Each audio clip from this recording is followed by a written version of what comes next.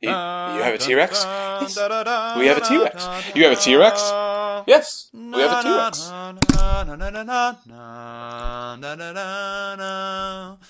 Hold on to your butts. Hold on to your butts.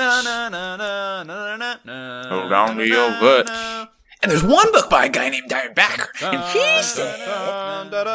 And there was one book by a guy named Backer, and he said... Some of them smell, babies smell. Loading team, step away. Gatekeeper, raise the gates.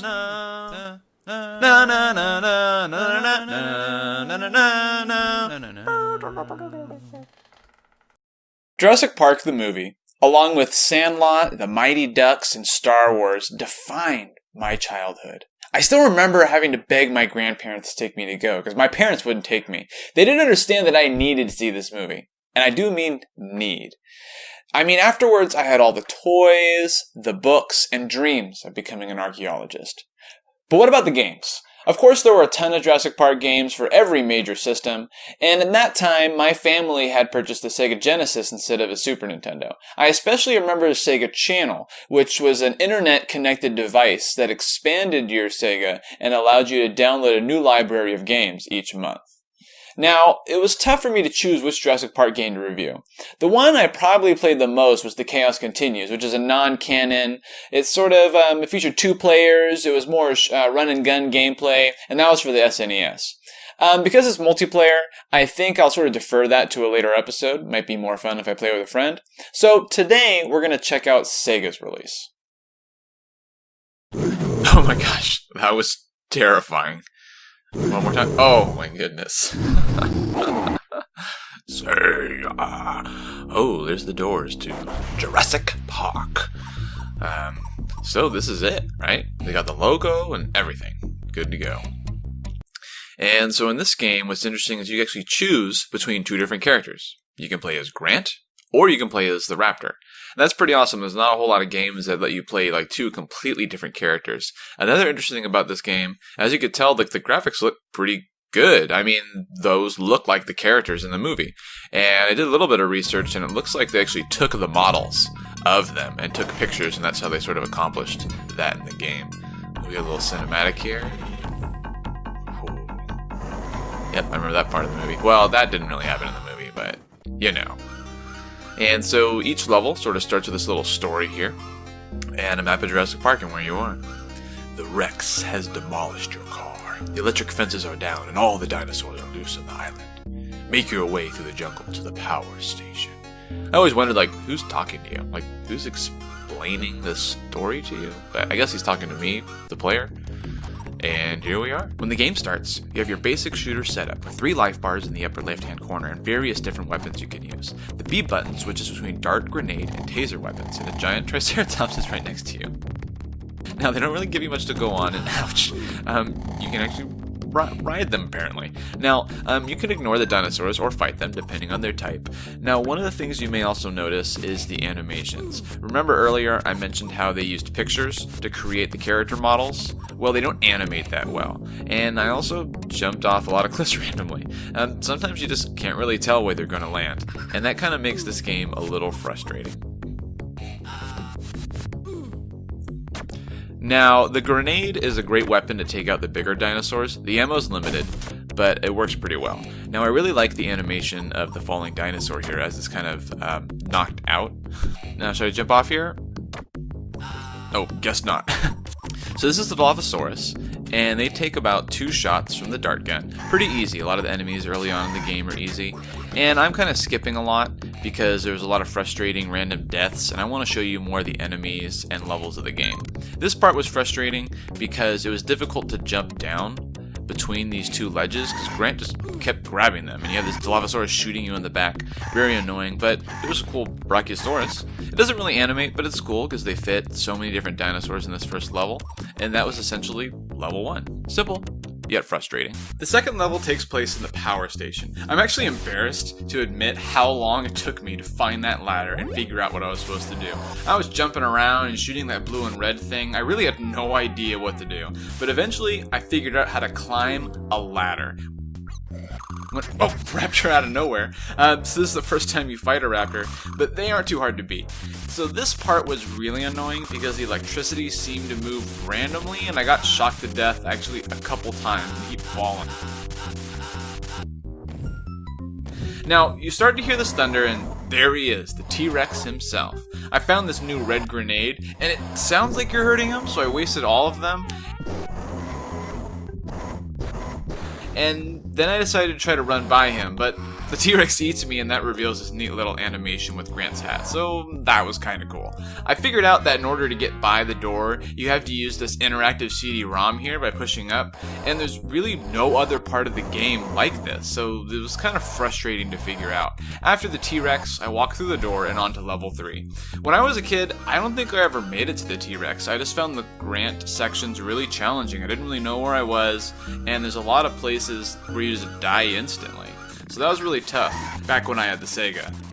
I was starting to get pretty tired of playing as Grant, but I wanted to check out the third level.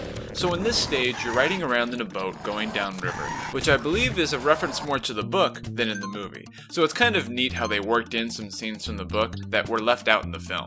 You get to see the T-Rex and a Velociraptor again, and of course, more random cliff deaths. Worst death animation ever. I don't think I could ever get tired of that scream, and maybe that's just me being cruel, but I was ready to leave Grant behind and play as Clever Girl.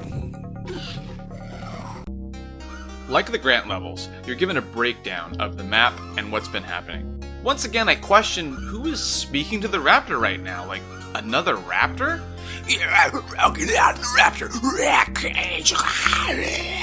So, unlike Grant, the Velociraptor is a badass.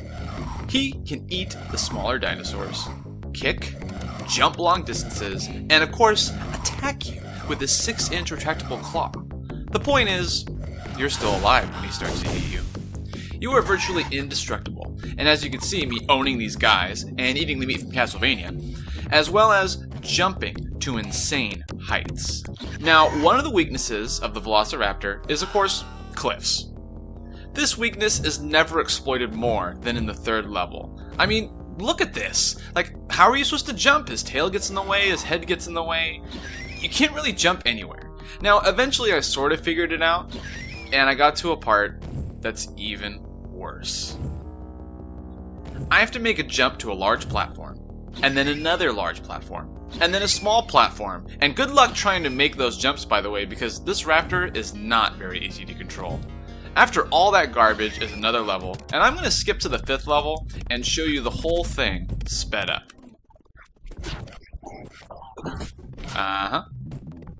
Jumping, and I mean, that was it. That was the whole level. Now the 6th level is actually the last, and I tried everything to get through this door. Biting it, foot attacking it, claw attacking it, jump attacking it. I literally gave up and had to look it up. And in a video, I saw him get through the door. But it still didn't explain how you did it. So eventually, I did find someone who said you have to push up. Yes, up. Just like the part with Grant at the computer, you just gotta push up. Never in the game do they ever use that again, or previously. Now, in this part, there's also a whole lot of BS, because this guy does not let you through. I don't care what you do, he's gonna switch different attacks, he's gonna use different kinds of darts and taser weapons, he's going to defeat you. Eventually, I basically just spammed random buttons to get past him, and eventually, it worked. But I can't tell you how many continues and saves I had to use to get through this guy. At this point, I admit it, I was using save states to get through this game a little faster. Once you get to the end, it's your one-on-one face-off with Grant. Now, earlier in the level, they gave you a clue in the opening which said shake a leg. Literally, if you do your leg attack on this bottom part of the statue, it starts to explode, and it gets destroyed in 3 hits. That's it. That's the fight with Grant. You're not even actually supposed to fight him. You're supposed to kick down the bones. And with that, the conclusion to the Raptor story. You have defeated Dr. Grant. You have climbed into a large crate, and a cargo ship is carrying you to freedom on the mainland. Your instinct and your experience on the island may be just enough to keep you alive. Wow. Okay. At least you get a cool ending animation. Oh, look at the cute little raptor. No one caught him? Like, his head's sticking out. No one saw that? They're just lowering this down to the mainland? Jurassic Park. So does nostalgia triumph? Or do death cliffs drag this game back to the Jurassic along with a third Jurassic Park movie? Well, I've had a lot of good memories with this game in the past. I kind of remember actually being a little scared of the few levels that I could even reach in this game. However, today, it's really just a few cliff deaths away from garbage. Now, in addition to some frustrating gameplay, it's just incredibly short. In the Raptor section, it took me less than an hour to beat it. Now, if I had to use the codes and I had to load up every single level, it probably would have taken me a lot longer. But by then, I would have thrown it out before beating it. So I definitely rate this game simply a nostalgic memory that belongs in the prehistoric past. If for whatever reason you want to check this game out, you probably have trouble finding it. It's not going to be in a collection or virtual console. It's based on a movie property. So you're going to have to find the original SEGA cartridge. With that, I hope to see you all next time when I step up to the most influential console of my life, the Nintendo 64. Being 12 for 12 is a 3-part series where I focus on the nostalgic games of my past. I especially focus on the games that I have not played in many years. I'll continue to make videos until I run out of ideas if you guys like them. So like, comment, share, let me know. Stay nostalgic, my friends.